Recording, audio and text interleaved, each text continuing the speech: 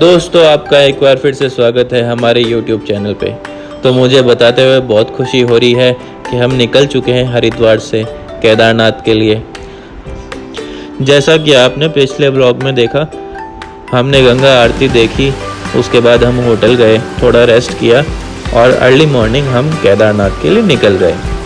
और बाकी बचा हुआ हरिद्वार का पार्ट हम वापस आके एक्सप्लोर करेंगे और उसके ब्लॉग्स बाद में बनाएंगे।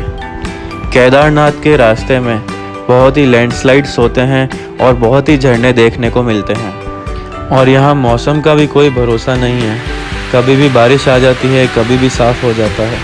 तो चलिए अब केदारनाथ यात्रा के बारे में कुछ ज़रूरी बातें हैं जो मैं आपको बता देता हूँ। सबसे पहले तो आपको ऑनलाइन रजिस्ट्रेशन कराना बहुत ज़रूरी है।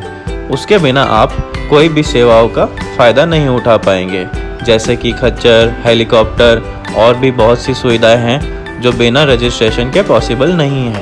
केदारनाथ यात्रा का पहला पड़ाव है सोनप्रयाग, जहां से पैदल यात्रा स्टार्ट होती है। खच्चर का रजिस्ट्रेशन भी यहीं से होता है। रजिस्ट्रेशन होने के बाद यहां से आपको 4 व्हीलर मिलती है जो पर पर्सन 50 रुपये लेती है और आपको गौरीकुंड छोड़ देती है।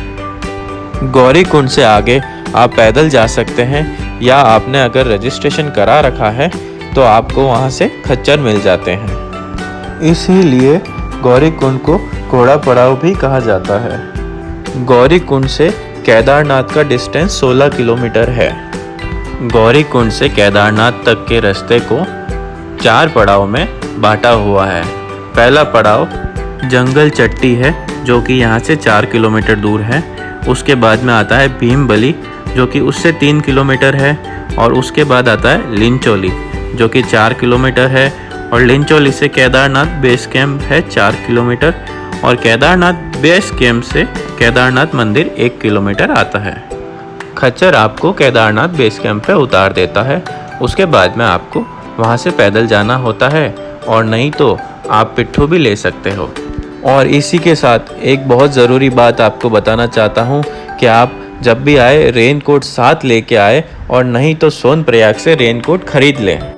रास्ते में भैरव मंदिर आता है, और इसको भैरव मंदिर चीरबासा बोलते हैं, क्योंकि यहाँ पे मन्नत मांग के कपड़ा चढ़ाया जाता है। वैसे तो केदारनाथ की यात्रा स्टार्ट होती है तब बहुत ही भीड़ होती है और आप सही से दर्शन भी नहीं कर पाते। तो मेरे हिसाब से अगस्त और सितंबर बहुत ही अच्छा टाइम है यहाँ पे आने का। मौसम भी बहुत अच्छा होता है। पूरे रास्ते में आपको हर जगह झरने दिखने को मिलेंगे, पहाड़ों पे बादल दिखने को मिलेंगे, हल्की हल्की बारिश होती रहेगी, गर्मी भी नहीं लगेगी, और नज़ारे देखते देखते आपको पता ही नहीं चलेगा कि आप केदारनाथ कब पहुँच गए। और अगस्त और सितंबर में आने का एक फ़ायदा और है कि आपको हर चीज़ बहुत ही सस्ती मिल जाती है। जैसे कि आप सोनप्रयाग में होटल लेते हैं सीज़न के टाइम, तो आपको वो रूम 5,000 रुपये का पड़ता है। और वही रूम हमने लिया है 500 रुपये में सोनप्रयाग में। आप सोनप्रयाग में भी रुक सकते हो, सीतापुर में भी रुक सकते हो, रामपुर में भी रुक सकते हो, पर सोनप्रयाग में आपको फैसिलिटीज़ ज़्यादा मिल जाती है। वैसे तो सीतापुर का डिस्टेंस सोनप्रयाग से केवल 10 मिनट का है। आप अगर चाहें तो सोनप्रयाग की जगह सीतापुर भी रुक सकते हैं, वहाँ पे भी फैसिलिटी ठीक ठाक मिल जाती है।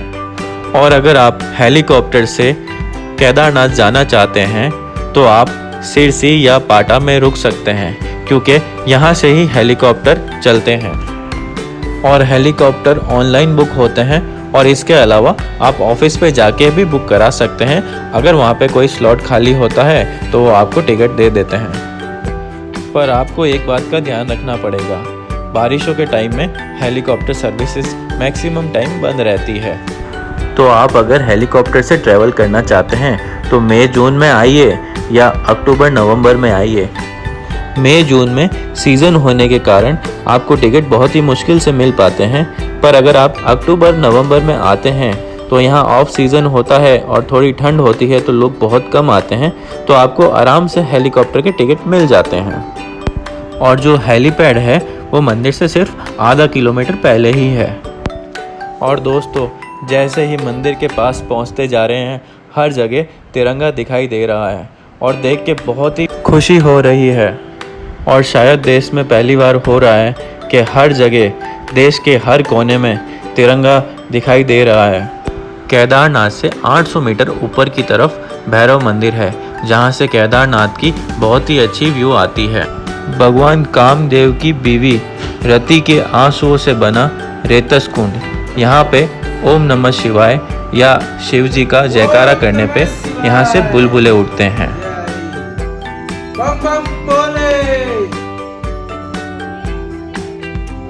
और इसके बाद आती है हमारी मंजिल, हमारा सपना, केदारनाथ धाम। केदारनाथ धाम 12 ज्योतिर्लिंग में से एक ज्योतिर्लिंग है। इसके अलावा पंच केदार में भी आता है और उत्तराखंड के 4 धाम में भी शामिल है। और माना जाता है कि पांडव महाभारत के युद्ध में विजय होने के पश्चात भाइयों की हत्या के पाप से मुक्त होने के लिए भगवान शंकर का आशीर्वाद पाना चाहते थे, लेकिन भगवान शंकर उनसे रुष्ट थे, इसलिए अंतर ध्यान हो गए और कैलाश में जाके बस गए। और जब पांडवों को पता चला तो वो भी केदार पहुंच गए शंकर जी को ढूंढते ढूंढते। और जैसे ही शंकर भगवान को पता चला पांडव आ रहे हैं, उन्होंने नंदी का रूप ले लिया और जमीन में समाने लगे। और उसी वक्त भीम ने उनकी पीठ पकड़ ली। इसके पश्चात शंकर भगवान ने प्रसन्न होकर उनको दर्शन दिए और पाप से मुक्त किया। और उस समय से बैल की पीठ के आकार में शंकर जी को यहाँ पे पूजा जाता है। मंदिर से 50 फीट पहले इस विशाल शिला को भीमशिला कहा जाता है। 16 जून 2013 में बादल फटने के कारण बाढ़ आने से यहाँ पे जो त्रासदी हुई, उसी के साथ में ये पत्थर पहाड़ के ऊपर से बह के आया और ठीक 50 फुट पहले आके रुक गया। मानो महादेव का चमत्कार हो, यहाँ आके रुका और बहते पानी को 2 भाग में काट दिया और हमारे केदारनाथ मंदिर की रक्षा की और इसमें शरण लिए श्रद्धालुओं की जान बचाई। जय हो भोले बाबा की। और दोस्तों, केदारनाथ धाम हो, तिरंगा साथ हो, और क्या चाहिए ज़िंदगी में। आज तक सुना था केदारनाथ में स्वर्ग से हवा आती है, आज महसूस भी कर लिया। तो दोस्तों, कैसा लगा आपको केदारनाथ धाम, कमेंट करके ज़रूर बताइए। वीडियो अच्छा लगा हो तो लाइक कीजिए, शेयर कीजिए, हमारे चैनल को सब्सक्राइब कीजिए। और अब आपसे मिलेंगे अगले वीडियो में, जो कि होगा त्रियोगीनाथ महादेव, जहाँ पे महादेव जी की और पार्वती जी की शादी हुई थी। जय हिंद, जय भारत।